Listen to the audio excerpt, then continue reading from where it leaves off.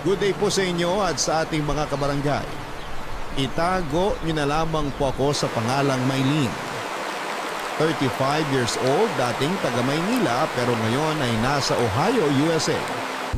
Nakasama ang aking nanay at anak na babae. Isa po akong working mom, ang nanay Lilia ko po. Ang nag-aalaga sa anak ko simula baby ito lalo na kapag nagtatrabaho po ako noon, Papa Dudut. Actually matagal na po talaga akong nakikinig ng mga drama sa radyo until na-discover ko at nagustuhan ang Barangay Love Stories. Ang totoo sa pakikinig ng mga storya ng ating mga kapuso ako nakahanap ng pahinga. Aaminin ko na hindi po madaling maging isang ina at maging breadwinner. Although hindi na po bago sa akin ang konsepto ng pagsisikap dahil estudyante pa lamang ako, ay mataas na po talaga ang pangarap ko para sa amin ng nanay ko. Kaya nga thankful ako dahil kahit na hindi madali ang pinagdadaanan ko sa buhay, ay patuloy pa rin po kaming binibless ni Lord, Papa Dudut. Wala na po akong tatay, Papa Dudut. Pinalaki po ako ng nanay Lilia ko sa pagtitinda ng kung ano-anong merienda sa kalye tulad ng banana Q, kamote Q, turon at maruya. Ako po ang katukatulong niya sa paglalako nito kapag wala akong klase.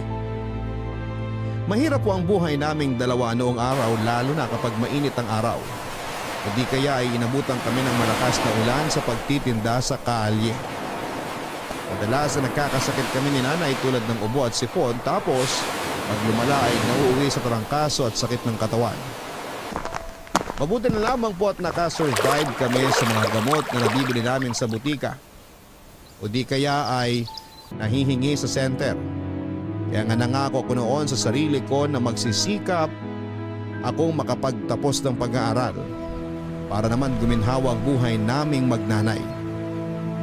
Fast forward dahil sa tiyaga ng nanay ko at sa pagpupursige ko ay nakapagtapos po ako ng kolehiyo.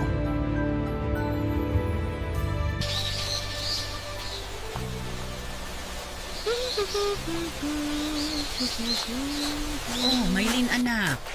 Nandiyan ka na pala. Anong oras ka dumating? Kanina pa po. Mga 30 minutes na, Nay. Buti gising na kayo kasi nakahain na po ang hapunan natin. Tignan nyo, nagluto ako ng paborito niyong pakbet sa gata. Wow, mukhang masarap nga ah. Nag-abala ka pa talaga anak. Galing ka sa trabaho, di ba? Pagod ka. Dapat ako ang nagluto kaso nakatulog ako kaninang alas 6 eh. Eh bakit hindi mo na lang ako ginising? Ayos lang po yun para makapagpahinga kayo, Nay. Ang aga nyo kaya bumabangon para lang ipagluto ko ng almusal at baon ko sa trabaho. Hayaan nyo naman na ako ang magsilbi sa inyo. Nakakahiya pa rin kasi ikaw ang nagtatrabaho. Dapat pagdating mo rito sa bahay natin, nagpapahinga ka na lang. Hala, si Nanay oh. Maaatim ko ba naman na umupo-upo lang dyan? Tsaka kahit kayo ang magluluto, makikisali at tutulong pa rin ako sa inyo. Diba? Bata pa lang masyado na talaga ako mausyoso. Parang hindi pa po kayo sanay sa akin. Sa bagay. O siya, maupo ka na riyan at maghahapunan na tayo anak. Mukhang masarap itong niluto mo ah. Mukha lang. Masarap talaga yan, Nay. Binibiro lang kita. Siyempre alam kong masarap to. Paano ka kaya sa akin? Magaling magluto. Kita niyo si Nanay ng bola pa. Ay maiba ko. Kumusta naman ang trabaho mo anak? Mahirap ba ang araw mo ngayon? Nakakapagod ba? Sakto lang po. May mga client meeting lang pero okay na okay. Kilala niyo naman ako. Hindi ako sumusuko sa mga challenge sa trabaho. Kung may nakakapagod siguro, yung biyahe papasok at pauwi yun. Alam niyo na rito sa Pinas, heavy traffic lalo na sa EDSA. Ang pinakaayaw ko yung wala akong matsyetsyempohang sasakyan. Dami kasing pasahero palibasa Biyernes. Mabuti nakauwi pa rin ako at nakapagluto. O diba? Yan na ang sinasabi ko. Nahirapan ka na sa biyahe, nagluto ka pa pag-uwi. O talaga Maylene, hindi ka pa rin nagbabago. Kahit nung maliit ka, napakabait mo. Tapos maalalahanin din at higit sa lahat, matiisin. Siyempre, Nay. Kanino pa po ba ako magmamana? Sa inyo lang naman po, di ba? Sa bagay.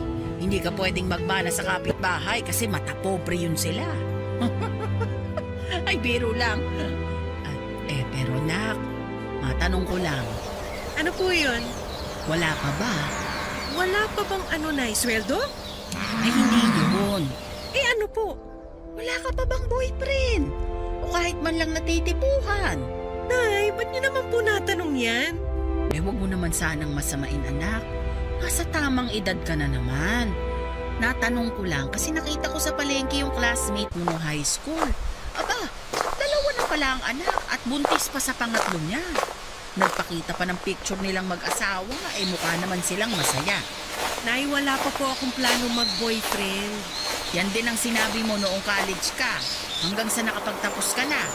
At ngayong nagtatrabaho ka na, wala ka pa rin ipinakikilala sa akin. Hindi naman kita inaapura, anak. Pero tumatanda na ako. Paano kung bigla na lang akong mawala? Eh, sino na lang ang titingin at makakasama mo sa buhay? Gusto ko naman makita at masigurado na ayos ka sakaling mawala ako. Naiintindihan ko po na nag-aalala lang kayo sa akin, Nay. Pero hindi ko pa po kasi talaga naiisip na mag-entertain ng lalaki sa buhay ko. Siguro, darating din ako doon, pero hindi pa sa ngayon. Tsaka, magiging okay po ako. Hindi nyo kailangan mag-alala. Isa pa, huwag nyo naman po kaagad isipin na mawawala na kayo kasi marami pa akong pangarap para sa atin. Kayo talaga. Anong gusto mong gawin ko? Pigilan ko tong utak ko na mag-isip. Posible ba yun? Oo, Nay. Posible po yun. Saka na po natin pag-usapan yung magiging boyfriend ko, Nay. Kasi sa ngayon, tayo po ang priority ko. Ay, sige na nga. Basta kung meron na, pakilala mo agad ha. Akong bahalang kumilates. Makakaasa kayo, Nay. Pero sa ngayon, kumain na po tayo. Kain kayo ng marami, ha? Sinarapan ko talaga yung pakbit sa gata na niluto ko.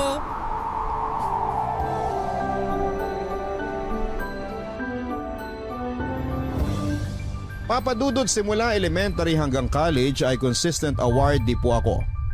Para sa akin ay sobrang tinitreasure ko ang pagkakaroon ng award at pagkakataon na umakyat sa entablado ang nanay ko para sabitan ako ng medalya.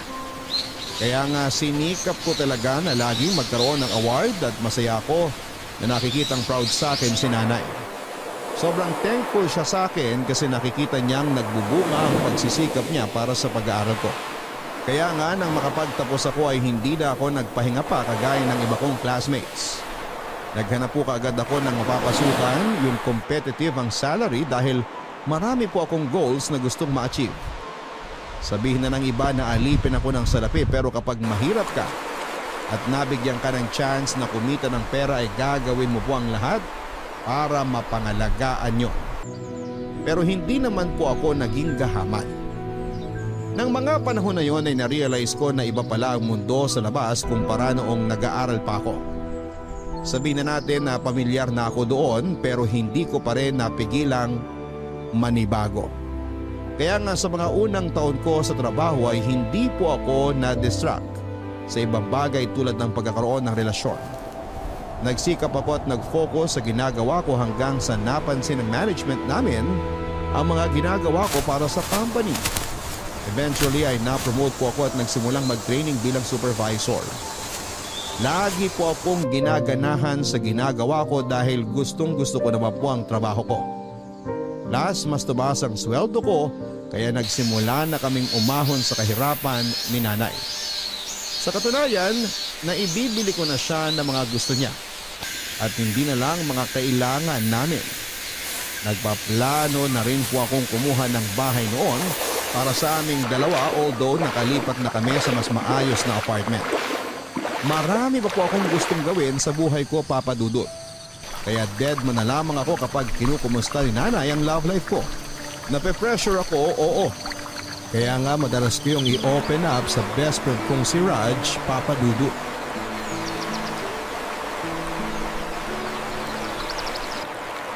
Grabe, malapit na ako magtampo sa'yo, Maylin. O bakit naman? Wala na kita dyan. Ang hirap mo kasi yayain. Lagi kang busy. Pero naiintindihan ko naman ang pagiging workaholic mo. Kaya nga natutuwa ako na sa wakas. Natuloy na rin itong bonding natin. O di ba at least hindi na laging computer ang kaharap ko. Ibang mukha naman. Gwapong mukha, di ba? Ay, ba't parang lumalakas yata ang hangin? Grabe ka talaga sa akin. Gwapo naman talaga ako ah. Oo na. Ikaw pa ba? Malakas ka sa akin eh. Pero masaya din ako na nagkita tayo. Sa totoo lang na-miss kita. Kumusta ka naman? Ito, madalas busy sa family business kahit may sarili akong work. Hindi kasi maasahan yung ibang mga kapatid ko eh. Kaya ako pa rin ang nilalapitan ni mama at papa. Okay lang din naman. Bakit kasi hindi ka na lang mag full-time sa negosyo nyo para natututukan mo?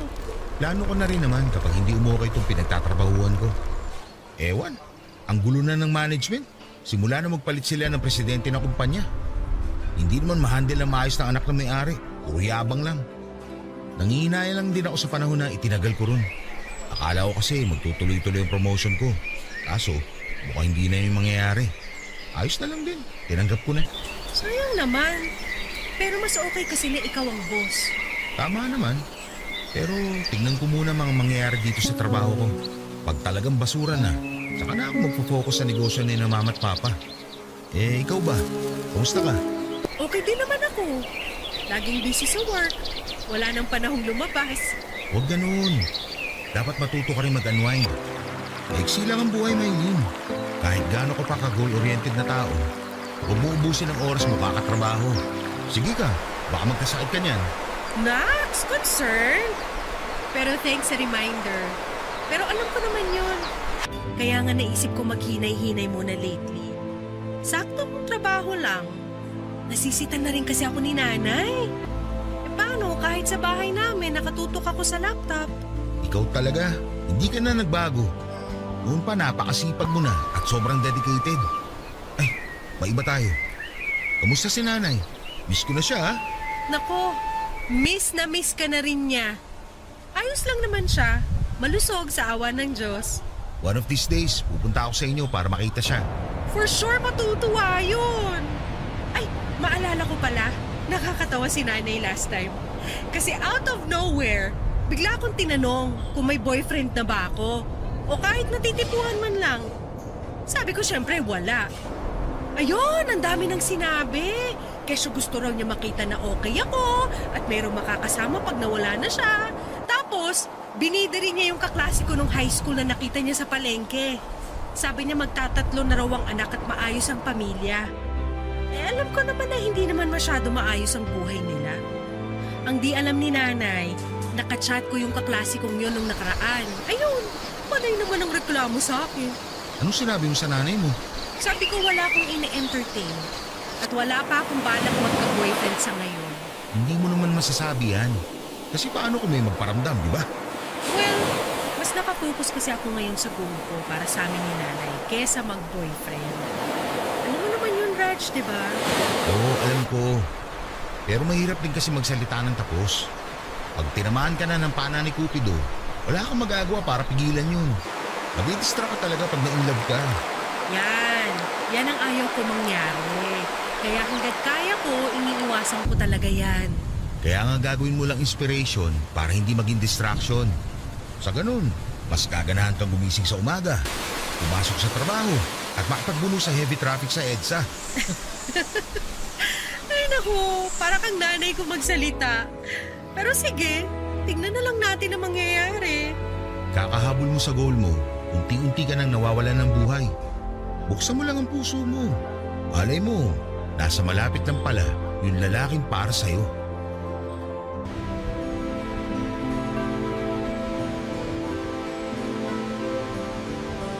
Kababata ko po at matalik na kaibigan si Raj Papadudut. Naging classmate ko rin siya noong elementary at high school. Pero magkaiba kami ng pinasukang paaralan noong college.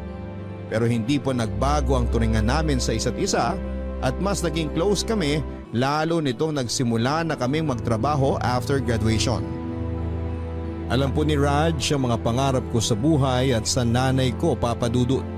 Sabihin na natin na open book ako sa kanya. Pinagkakatiwalaan ko po siya at alam kong ganun din siya sa akin. Kumpara po sa pamilyang kinalakhan ko ay well-off po ang pamilya ni na Raj.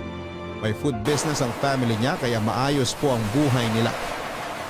Hindi ganong kayaman pero sapat at hindi nagugutom katulad ng naranasan namin ni nanay noong araw. Pero sa kabila ng lahat ay lumaking mabait at mabagpong baba si Raj Papadudut. Papadudut, aaminin kong napaisip ako sa mga sinabi ng best friend ko. Hindi naman po kasi ako man-hater and in fact, ay nagkaka-crush din naman ako noong nag-aaral ako. Sadyang ako na lang po ang kusang umiiwas kapag alam kong malapit na akong ma-fall. Siyempre, para sa akin, mawawala ako sa focus ko sa pag-aaral kapag nagpapasok ako ng ibang tao sa buhay ko. Hindi rin po ako believer ng mga tinatawag nilang inspiration. Kapag nagkarelasyon, para sa akin ay abala lamang po yun.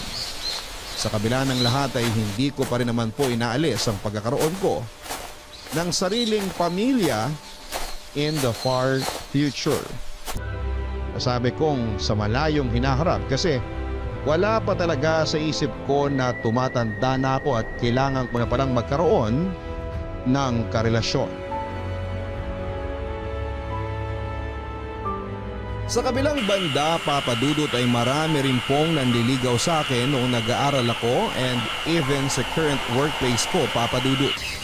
Pero dahil nga mas focus ako sa studies ko noon and ngayon sa trabaho ay hindi ko sila masyadong pinagtutuunan ng pansin.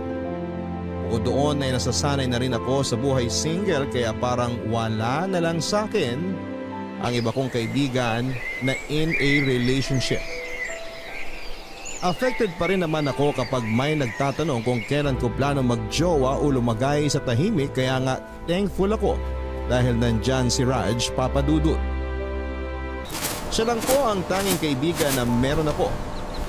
At masaya ako dahil nanatili ang aming communication despite our busy schedule sa work. Wala rin pong girlfriend si Raj ng panahon na yon, kaya wala namang magagalit sakaling lumabas kami para magkwentuhan.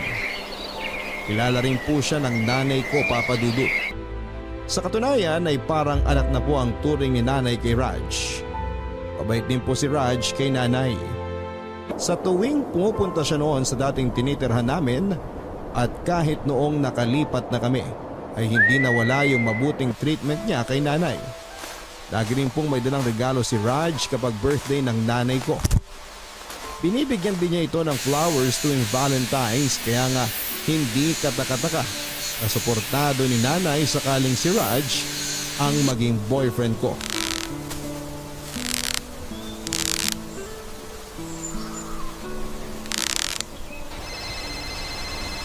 Oh, ba't kayo tumatawag po si Raj? Hello, Raj! Napatawag ka. Ay, Maylin, istorbo ba kita? Hindi naman.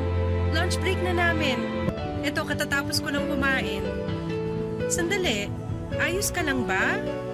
Bakit parang may something sa boses mo? Halata ba masyado? Oo kaya. Parang malungkot kasi boses mo eh. May nangyari ba? Wala naman. Meron pala. Sabihin mo na. Para namang hindi tayo magkaibigan eh. Ano ba kasi yun? Okay lang ba kayo sa inyo? Ang parents mo, kumusta? Don't worry, ayos lang sila. Ang totoo kaya ako tumawag kasi kahit nakakaya, pasensya ka na pero kinapalan ko na ang mukha ko. Okay. Ano nga yun? Pwede mo ba akong parami ng pera, Maylin? Ha? Sabi na nga ba nakakaya? Pasensya ka na, wala kasi ako malapitan. Kailangan na rin kasi ako sa parents ko. Kahit hindi nila ako paramin. Ilumapit na ako sa'yo. Kailangan ako lang. Wala namang kaso. Magkano ba? 30,000. Baka ako, babalik ko na sa'yo. Okay. Pero ano ba nangyari? Kung ayos lang malaman. Okay lang naman. Natamaan ko rin kasi. Scam ako ng kakilala ko. Ininvest ko kasi yung pera sa isang property na binibenta niya. Turns out, hindi nga pala maayos yung papers nun. At totoo, parang bulayin mo ako. Gigil na ako eh. Kasi kalahati ng pera galing sa kaibigan ko. Bale, partner sana kami kaso ang ending. Ako pa nasisi nung nagkabuhay ka na. Ngayon, inihingi niya sa akin yung perang Raj. Magulo nga yung pinasok nyo.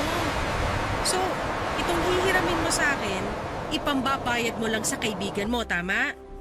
Paano naman yung pera na nawala sa'yo? Ipapablatter ko yung walang yung scammer na yun.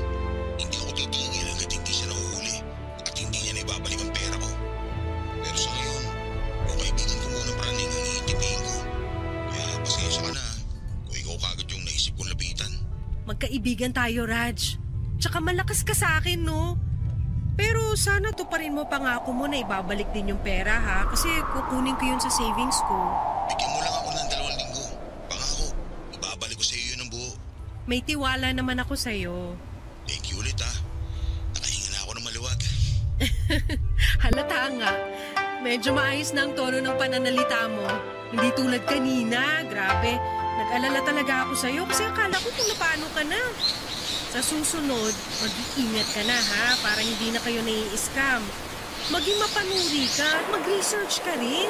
Ayos ha. Side mo nando ba ako? Siyempre, best friend mo ko. Ano ko, kung sino lang nahahayaan kang mapano. Pero kahit best friends tayo, makakatikim ka talaga ng pangaral sa akin. Okay po. Tama naman ang sinabi mo. Salamat talaga at nandyan ka. Hindi naman na bago yun. Nandyan ka rin naman pag kailangan kita. That's what friends are for, di ba? Tama. O siya, akin na ang bank account mo para matransfer ko na yung hinihiram mo. Thank you ulit, Maylina. Wala yun, ano ka ba?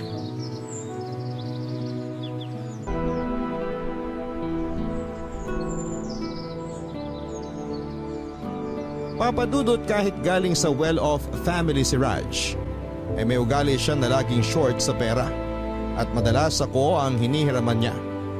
Nung nag-aaral kami minsanan lamang yon, syempre kasi isang kahig at isang tuka lamang naman kami ng nanay ko.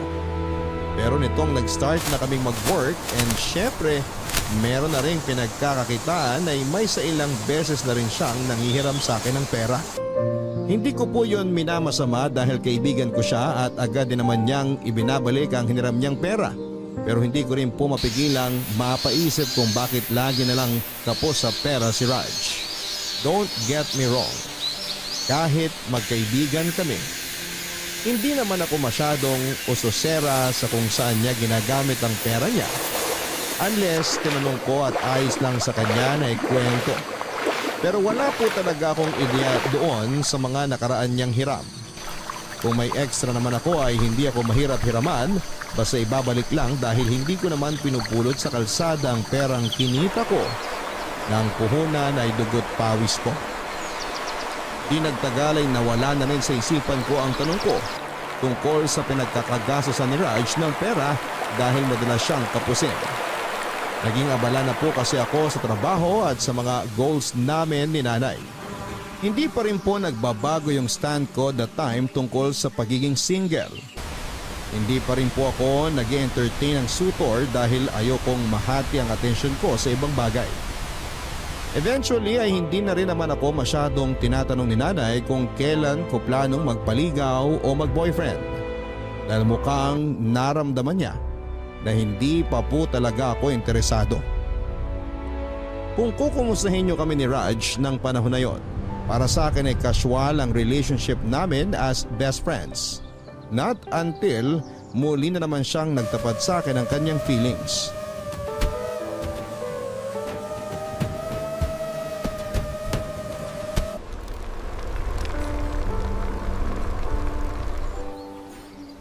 Nabusog ka ba? Oo. Pero bakit parang ang romantic naman ang setup natin ngayon? Anong okasyon? Wala naman. Gusto lang kita i-treat sa isang magandang restaurant. Masarap pagkain nila rito, no? Natatandaan ko kasi sabi mo, gusto mong sumubok ng ibang putahe.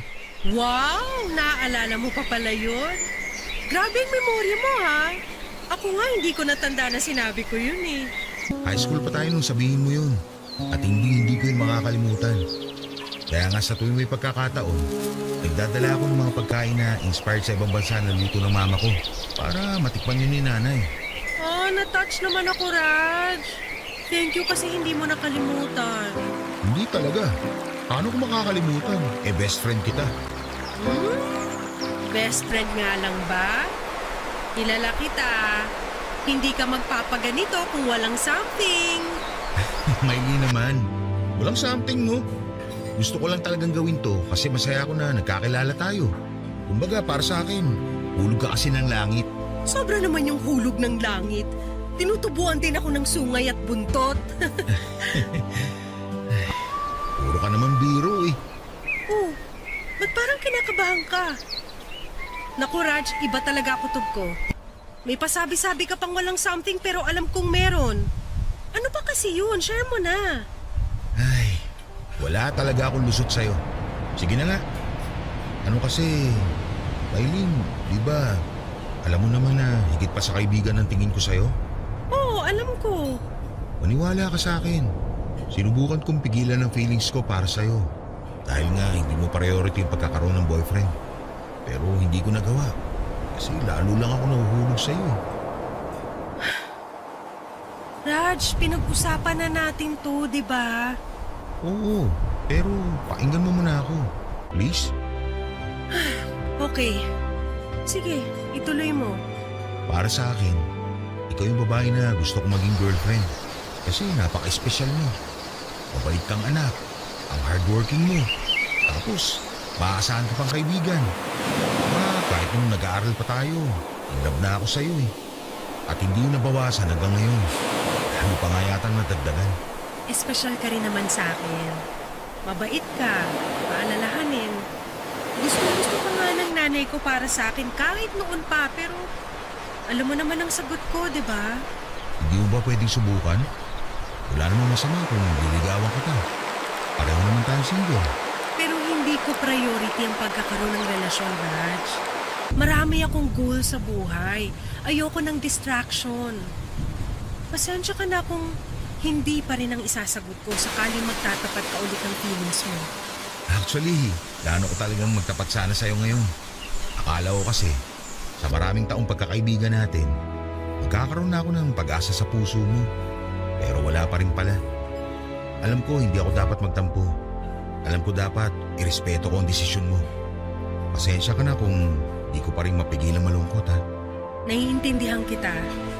Pasensya ka na rin kung wala akong magawa para hindi ka na malungkot. Naku, ayos lang yun. Mawawala rin to. Saka naging honest ka lang din. Mabuti nga sinabi mo para alam ko kung saan ako lulugar. Thank you for understanding, Raj. Thank you ulit sa pagiging honest. Paano? Atid na kita pa uwi? Medyo gumagabi na rin. Baka hinahanap ka na ni nanay. Oo nga, sige. Tara na. Salamat sa masarap na dinner, ha?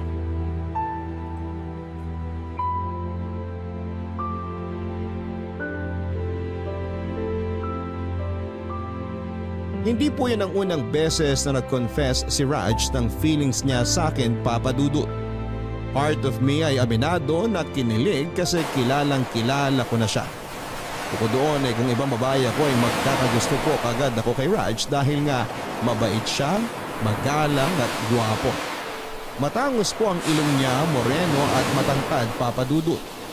Mga katangiang hinahanap ko personally sa isang lalaki. Natatandaan ko na nagsabi na rin siya na gusto niya ako noong after high school graduation namin pero nireject ko lamang siya dahil mas focus ako sa college life ko noon, Papa Dudut. Akala ko na wala na lang yung feelings na yon kaya nagulat ako nang muling magtapat sa akin si Raj pagkalipas ng ilang taon. Well, hindi naman po ako manhid, Papa Dudut. Ramdam ko po ang mga special treatment niya sa akin pero sa kabilang banda. Mas malinaw sa akin na hindi pagbo-boyfriend ang priority ko, Papa Dudut. Masakit sa akin na tanggihan si Raj. But for me, he deserves someone better than me. Hindi lang naman po akong babae sa mundo, Papa Dudut, na pwede niyang pagtuunan ng feelings niya. Na-mention ko po kay nanay ang pagtatapat sa akin ni Raj at sinabi niya na sayang daw kasi tinanggihan ko. Dagdag pa ng nanay ko ay bakit daw hindi ko bigyan ng chance si Raj. Kasi sincere naman ito at mabait pa. Gustong gusto ko siyang bigyan ng chance pero hindi pa po ako handa, Papa Dudut. Aaminin ko, takot akong mahulog ng gusto sa tao tapos may tendency sa dulo na maghiwalay din kami. Ang sakit lang isipin na masasayang ang lahat ng oras na ininvest mo sa inyong dalawa kung hindi lang din pala kayo ang magkakatuluyan. Sabihin nyo na advance ako mag-isip pero nagpapakatotoo lamang ako. Months later after kong i-reject si Raj, dumalang ang communication namin papadudot. Tapos nalaman ko na lamang na may ibang babae na siyang nililigawan. Papadudot, totoo na mararamdaman mo ang importansya ng isang tao kapag nawala na siya sa iyo. Yun kasi ang eksaktong pakiramdam ko nang malaman kong may iba ng babaeng tinitingnan si Raj. Matapos nga niya itong mabanggit sa akin ng hindi sinasadya. Feeling ko talaga ay wala siyang planong sabihin sa akin kasi somehow ay nahihiya siya. Dahil ayaw naman niyang isipin ko na gano'n na lamang niya ako isinantabi porke tinanggihan ko ang pag-ibig niya. O pwede namang hindi talaga ganon at masyado lamang akong nag-a-assume. Kahit matapos kong sabihin na he deserves someone better. Yung babae na willing mag-commit sa kanya na hindi kagaya ko. Something like that. Pero yun nga, ang sakit pa rin kasi na may iba na siyang tinitignan. Hindi na ako yung madalas niyang i-chat or i-text para yayaing kumain sa labas o magkape. Dahil nga may iba na siyang niyayaya. Alam ko na katangahan ko kaya nangyari yon pero doon ko po na-realize na matagal ko na po palang gusto si Raj, takot lamang akong sumubok.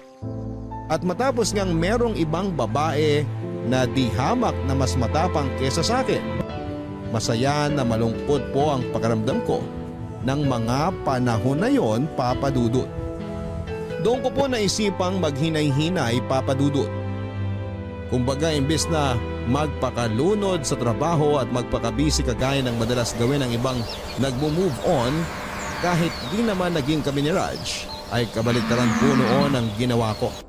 Natuto po akong sumama sa mga office mates ko na lumabas o di kaya ay gumimik.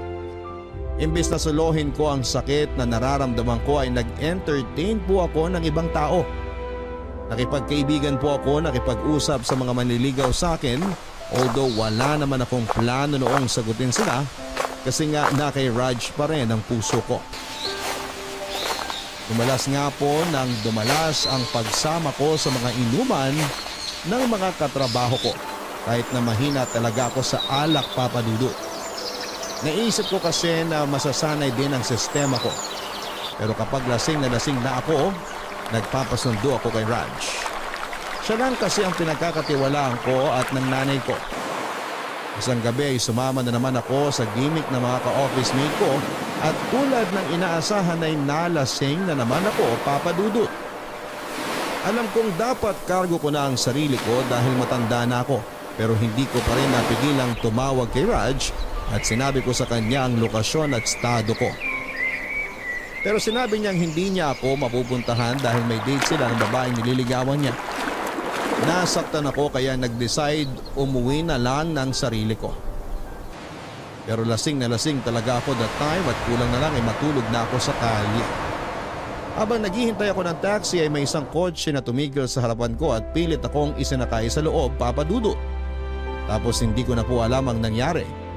Dahil nagising na lamang ako noong sira ang saplot ng pang-itaas at takot na takot. Mabuti na lamang dahil walang nangyaring masama sa akin na mga panahong yon. Kaya nakauwi po ako ng ligtas sa bahay namin. Alalang-alala po si nanay nang datnang ko sa bahay, papadudot.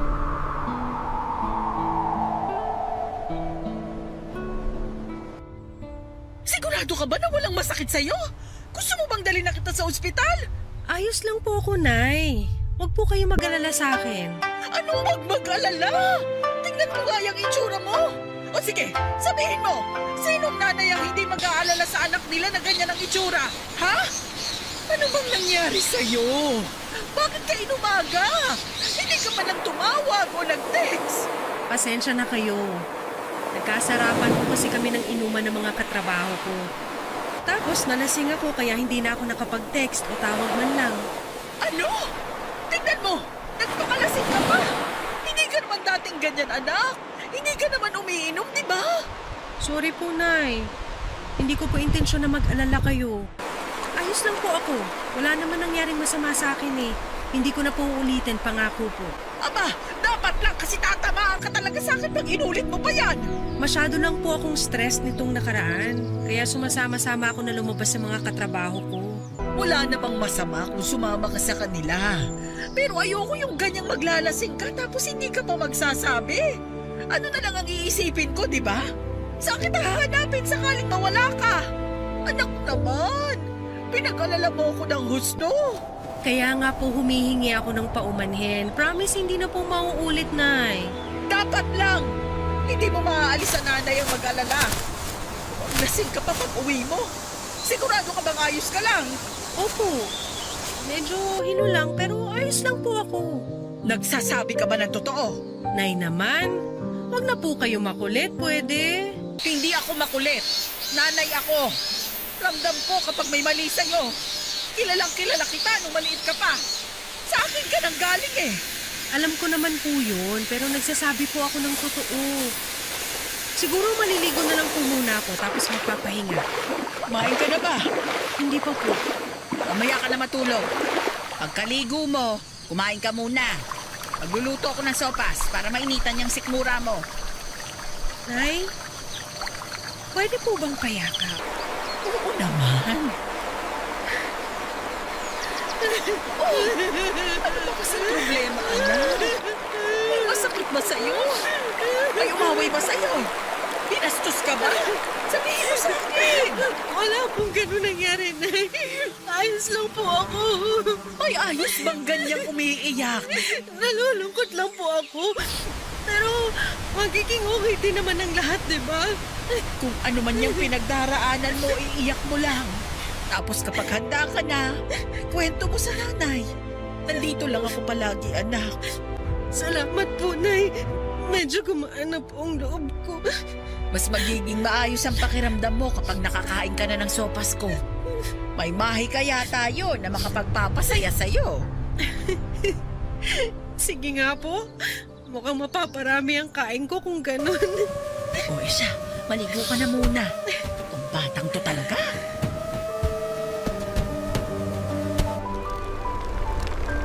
Tuliro po ako ng panahon na yon, Papa Dudut, dahil malaki ang posibilidad na napagsamantalahan ako. Pero wala naman po akong ideya kung sino ang gumawa noon sa akin. Lasing na lasing ako noon at hindi malinaw ang mga nangyari sa akin sa isipan ko. Kaya hindi rin po ako nagsumbong sa otoridad kahit matapos kong sabihin sa nanay ko ang nangyari sa akin. Hindi niyo ako masisisi. Pinangibabawan po ako ng takot at pag-aalala sa mga sasabihin ng ibang tao sakaling malaman nga nila ang nangyari sa akin. Kaya naman binaliwala ko po ang kaba na nararamdaman ko that time. At pinilit kong maging okay. Pero aminin kong sobrang hirap, Papa Dudut. Bumalik po ako sa trabaho, nagpaka-busy po ako at kulang na lamang ay sa office ako tumira, Papa Dudut. Nilunod ko po ang sarili ko sa mga gawain pang-opisina para makalimutan ko ang nangyari sa akin. Ang akala ko ay makakapag-move on ako kahit gabi-gabi akong binabangungot pero isang araw ay nagkatotoo po ang masamang panaginip ko. Matapos kong makaramdam ng komplikasyon na nagdadalang tawa ko. Nung una, in denial pa ako, Papa Dudut. Akala ko ay delayed lamang ako dahil irregular ang menstruation ko. Pero nang magsimula na ako makaramdam ng morning sickness, ay natakot na po talaga ako ng husto. At para nga makasigurado, 2 beses akong nag-pregnancy test at pareho pong positibo ang resulta. Nang mga panahon na yon ay gumuho po ang mundo ko, Papa Dudut. Iyak ako ng iyak na para bang gusto kong mawala sa tiyan ko ang baby ko. Pero wala naman akong lakas ng loob na ipalaglag siya. Sinabi ko po sa nanay ko ang pinagdadaanan ko at malaking bagay na nasa tabi ko siya dahil kung hindi ay baka nasiraan na ako ng ulo. Bukod doon ay pinaalam ko na rin po kay Raj ang nangyari sa akin. Galit na galit siya, Papa Dudut, pero mas nanaig pa rin ang pagiging mabuting kaibigan niya.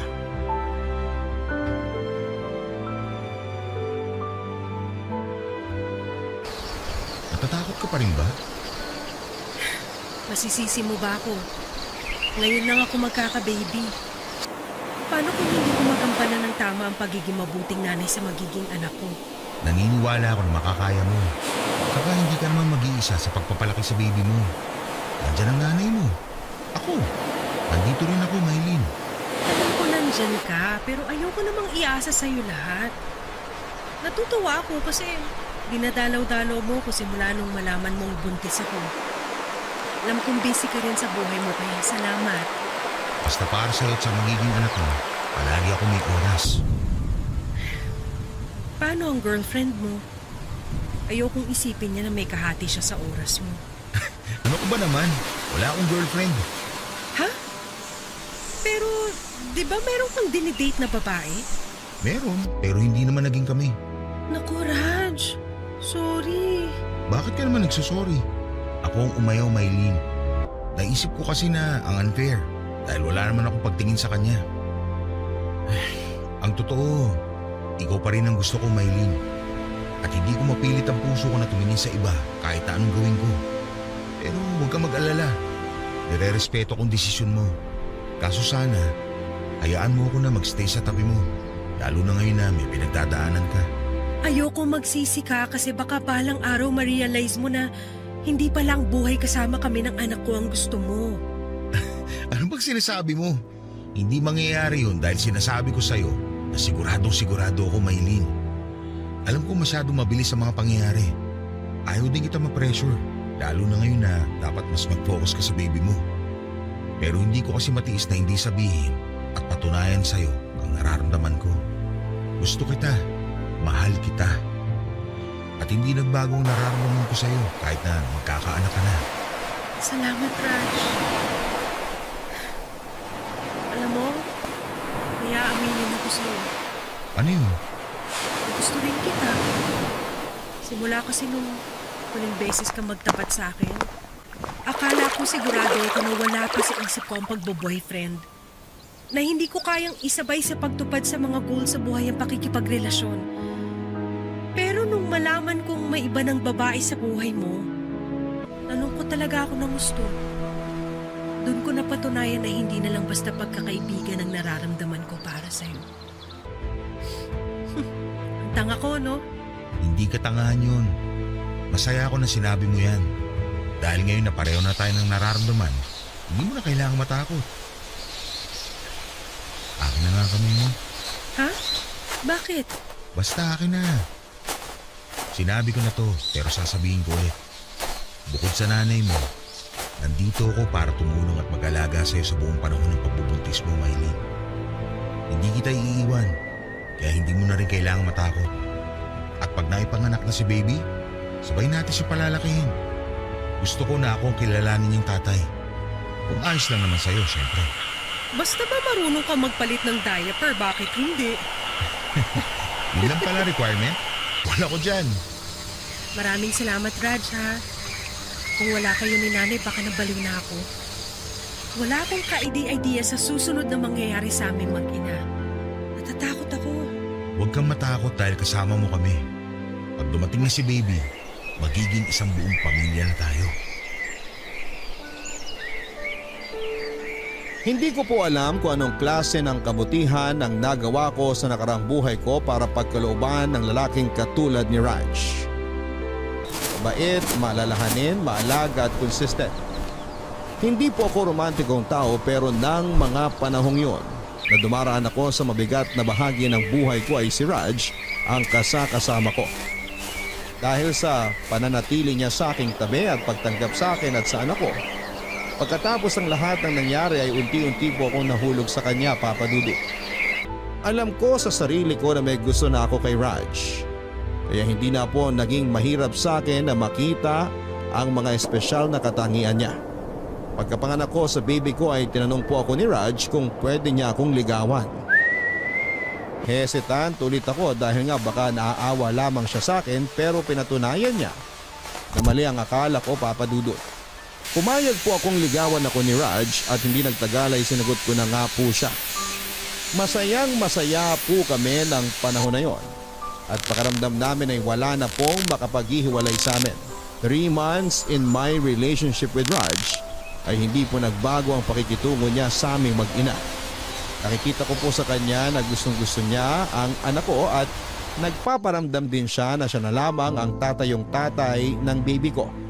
Siyempre, pabor po sa akin yon dahil may kinikilalang ama ang anak ko, pero at the same time ay ayoko maging unfair kay Raj dahil hindi niya dugot laman ang batang gusto niyang maging anak. Pasensya na kayo kung medyo sala sa init, sala sa lamig ako ng mga panahon na yon, Papa Dudut. Si Raj kasi ang unang boyfriend ko, tapos kung hindi magiging kami hanggang sa huli, hindi lang ako ang masasaktan sa paghihiwalay namin kundi pati ng anak ko pag lumaki na. Pero sa huli ay pinaintindi niya sa akin na hindi yun mahalaga dahil sigurado na raw siya sa puso niya na ako ang babaeng gusto niyang makasamang bumuo ng pamilya na kapwa namin pangarap. 5 months later ay kinasal kami ni Raj sa Huwes. Nagrenta po kami ng bahay para sa pamilya namin habang nag-iipon ng pampagawa ng aming dream house. Kaso weeks later ng pagiging mag-asawa namin, nalaman ko po na may malaking problema sa pera ang mister ko. Matapos niyang umuwi ng bugbog sarado at nagsimula ng may magpadala ng mensahe ng pagbabanta. Hindi lang sa number niya kundi maging sa akin na rin, Papa Dudut. Tapos inamin po sa akin ni Raj na may malaki siyang utang na pera sa mga kaibigan niya na nilustay niya noon sa kasino at iba pang uri ng sugat. Galit na galit po ako sa mister ko matapos niyang sabihin sa akin ang lahat, Papa Dudut. Kung paanong madalas siyang ma-short noon sa pera kaya siya nangihiram sa akin ay dahil nga involved siya sa sugal. Hindi na lang daw po niya na malaya na nalulong na siya rito dahil nung una ay nananalo siya at malaki ang nakukubra niyang pera. Humingi ng tawad si Raj sa akin pero hindi ko alam kung paano siya patatawarin. Yung mga pagbabanta sa kanya ay totoong nakakatakot. Ayaw kong madamay kami ng anak ko kung sakali, Papa Dudut. Nangako po sa akin si Raj na hindi yon mangyayari dahil po protektahan niya kaming mag-ina. Sabihin niyo na pong marupok ako pero nagtiwala ako sa mister ko. Binigyan ko rin siya ng ikalawang pagkakataon bagaman sinabi kong ayusin muna niya ang gusot na pinasok niya. Kaya nga matapos noon ay ginawa ni Raj ang lahat para makaipon ng perang ipambabayad sa mga pinagkakautangan niya. Hindi po sinabi ni Raj kung magkano lahat ng utang niya. Pero malaki po yon para harasin siya o pagbantaan ng mga hiniraman niya. Sinuhestyon ko nga na magpa-blatter pero ayaw po ng mister ko. Hindi na ako makatulog ng maayos sa gabi dahil ang dami kong iniisip. Paano na lamang kung biglang may pumasok sa bahay namin tapos saktan kami ng baby ko? O kaya sa labas pag nag-commute kami o nag-grocery. Sobrang affected na po ang daily life namin, Papa Dudut. Dahil doon ay nag-decide kami ni Raj na uwi muna kami mag-ina sa nanay ko habang nagpaiwan si Raj sa apartment namin. Mahal ko siya pero mas mahal ko po ang anak ko. Gagawin ko ang lahat para maprotektahan ang baby ko, Papa Dudut. Hindi naman umalma si Raj dahil iniisip din niya ang kaligtasan namin. Sinabihan ko na lamang siya na mag-iingat at huwag na niyang isasangkot ang sarili niya sa malaking utang. Sumang-ayon naman po si Raj at madalas kaming mag-usap via video call. Kaso isang gabi ay may natanggap po akong chat message mula sa isang unknown account sa Facebook kung saan ay nag-send din ito ng mga pictures noong lasing ako at nasa isang kotse habang nakagapos at walang malay. Pero ang nagpatindig ng balahibo ko ay nang makita ko sa naturang larawan ng mister kong si Raj, Papa Dudut.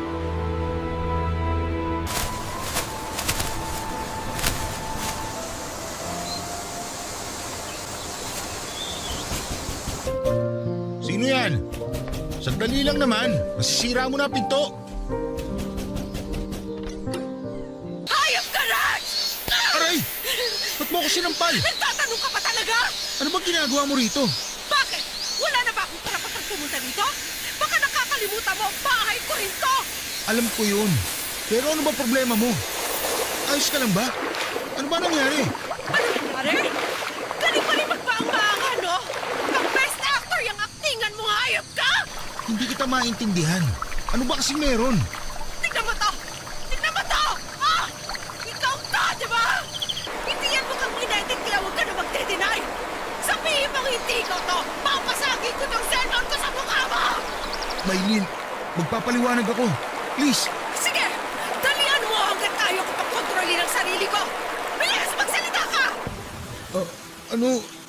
nung araw na yan, Maylin, patawarin mo ako. Kung ganun totoo na kasama ka sa mga gumahasa sa akin, ha? Sumagot ka! Hindi kita ginalaw nun. Pero wala kang ginawa! Hindi sa wala akong ginawa. Wala akong nagawa. Nakapangako ako sa kanila na ihahanap ko sila ng babaeng paglalaroan nila. Tapos nagkataon na tumawag ka sa akin nung time na yun. Kaya Kung naisip mo, Aray! napatimonyo mo! Paano mo nagawa sa akin ang bagay na yun? Kaibigan Maylin! mo ako, di ba? Sandali! Hindi mo kasi naiintindihan. Wala akong choice ng mga panahon na yun. Kasi pinagbabantaan nila ako. Kung hindi ko rin susundin ang gusto nila, sasaktan nila ang pamilya ko. Mga magulang ko. Bakit hindi ka nagpunta sa pulis para magsumbong? Bakit mo sila inayaang kontroling ka tapos tinamay mo pa akong hayop ka? Hindi ko magawang isumbong sila sa mga pulis. Dahil babalik na rin nila ako, Maylin. Sino ba kasi ang mga taong yan? Sila ang mga pinagkakautangan ko. Ano?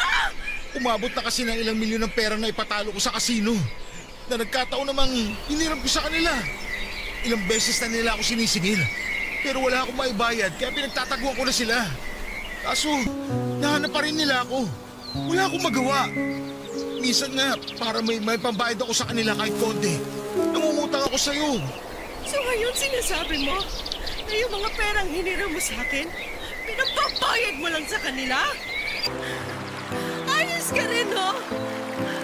Nakuha mo pang gumawa ng kwento, hayop ka! Patawarin mo ako. Ipit lang ako ng mga panahon na yun. Hindi ko alam kung paano pa kita mapapatawad, Raj. Nanditiri ako sa'yo! Alam mo ba na nilihim ko lang yung nangyari sa akin ng mga panahon na yon dahil takot na takot ako? Hindi ko alam kung paano magsisimula sakaling magsumbong ako sa mga pulis. Kaya nga kahit masakit, tinanggap ko na lang ang lahat. Tapos nagkabibi pa ako. E di lalong mas mahirap. Hindi alam ng nanay ko na gabi-gabi ako umiiyak at nagdidiri sa sarili ko. Yan naman pala may alam ka. At isa ka sa mga nandun ng gabing yon. Napakawalang niya mo! Tinuring kitang kaibigan. Minahal kita pero pinilog mong ulo ko. Mamatay ka na! Masunog ka na sana sa impyerno!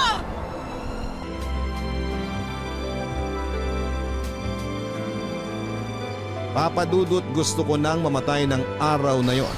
Tapos aminin ni Raj na kasama siya sa gumahasa sa akin. At ang masakit pa noon ay siya pa na kaibigang pinagkatiwalaan ko ang nagplano ng lahat. Kaya naman pala gano'n na lamang ang concern niya sa akin matapos niyang malaman na nagbunga ang panglalapastangan sa akin ng mga panahon na yon.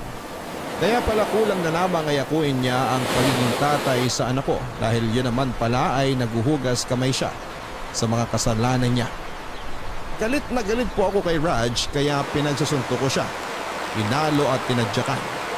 Hindi naman po siya gumanti, Papa Dudut, dahil alam niyang deserve niya yon.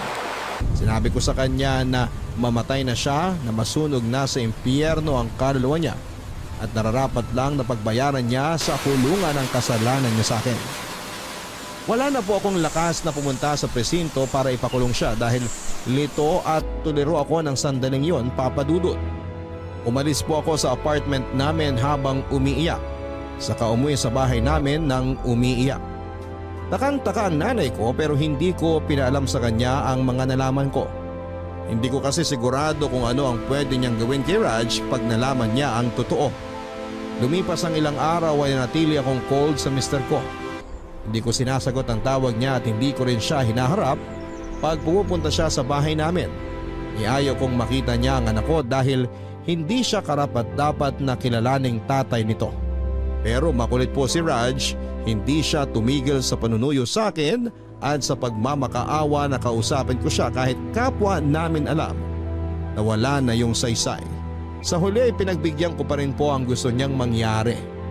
Pero hindi lang siya ang may sasabihin dahil ako rin.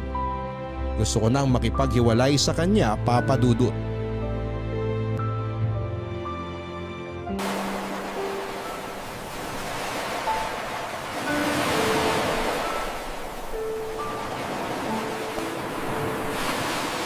na makipag-iwalay sa'yo. Dahil hindi ko na masisikmura na makasama ka pa sa buhay ko. Sukang-suka ako sa pagmumukha mo. Eileen, please. Pag-isipan mo muna ang gusto mo mangyari. Paano na lang si baby? Lalaki siyang walang ama. Mas mabuti nang wala siyang kilalaning ama. Kaya ko naman siyang palakihin mag-isa eh. Tsaka ang kapal din ang mukha mo, no? Hindi porke hindi ka nabubulok ngayon sa kulungan, ibig sabihin pinatawad na kita. Para sabihin ko sa'yo, walang kapatawaran ng kasalanang nagawa mo, kasama yung mga demonyong pinagkakautangan mo. Alam mo, Diyos na lang ang bahalang gumanti at magparusa sa inyo. Maawa ka naman sa akin. Pinagsisisihan ko naman ang mga kasalanan ko eh. Kung iiwan niyo ako, paano na lang ako? Please, Maylene, parang awa mo na. Huwag mo naman akong iwan ng ganito. Kung hindi tayo maghihiwalay, hindi rin tayo magsasama ng matagal. Magiging magulo lang ang pamilya natin. Ayokong kalakihan yun ng anak ko. Kaya ngayon pa lang, tapusin na natin ang lahat. Alam mo, nagsisisi ako na pinakasalan pa kita. Pero dahil mahalaga pa rin sa akin ang pagkakaibigan natin, mas pipiliin ko na lang na ibaon sa lumot ang kasalanan mo dahil may bago na akong responsibilidad. Yun ay ang anak ko. Pero saan ako pupunta? Sino na lang makakasama ko sa buhay? Ayoko mag-isa. Hindi ko alam. Wala akong pakialam. Unahin mong ayusin ang gusot na pinasok mo dahil labas na kami dyan. Ayoko na ulit madamay sa paghuhugas kamay mong hayop ka. Hindi ko na rin problema kung saan ka pupunta dahil malaki ka na. Nagawa mo nga ang kahayupang yun na mag-isa ka eh. Tapos biglang hindi mo na kayang tumayo sa sarili mong mga paa. Sira ulo ka rin, no? Please, Maylene. Hindi ko kaya na mawala kayo ng anak ko sa buhay ko. Hindi mo ba narinig ang sinabi ko? Wala akong pakialam. Gusto ko na nga sana tamaan ka ng kidlat ngayon dyan eh, sa kinatatayuan mo. Pakademonyo mo. Pinakasalan mo lang ako dahil nakukonsensya ka sa kasalanan mo, no? Niloko mo kami ng anak ko, binilog mo kami at ginawa mo kaming mga tanga. Alam mo mabuti mong gawin? Ha? Pumunta ka sa presinto, isuko mo yung sarili mo. Kung ayaw mo, bahala ka na sa buhay mo kasi pagod na ako sa mga problemang binigay mo sa akin.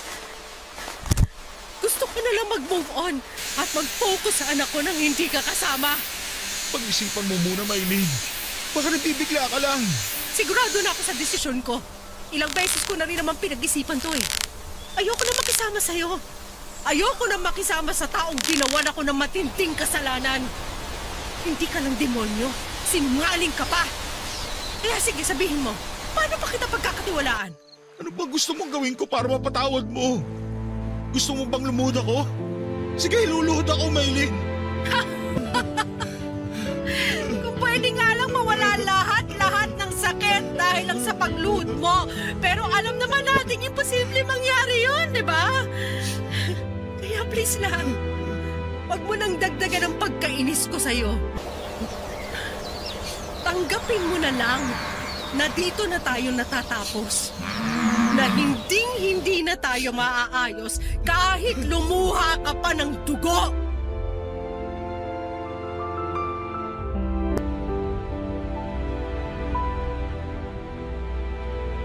Papadudot, nagsisimula pa lamang po akong mahalin ang mister ko pero maagang winasak ng pagkakasala niya.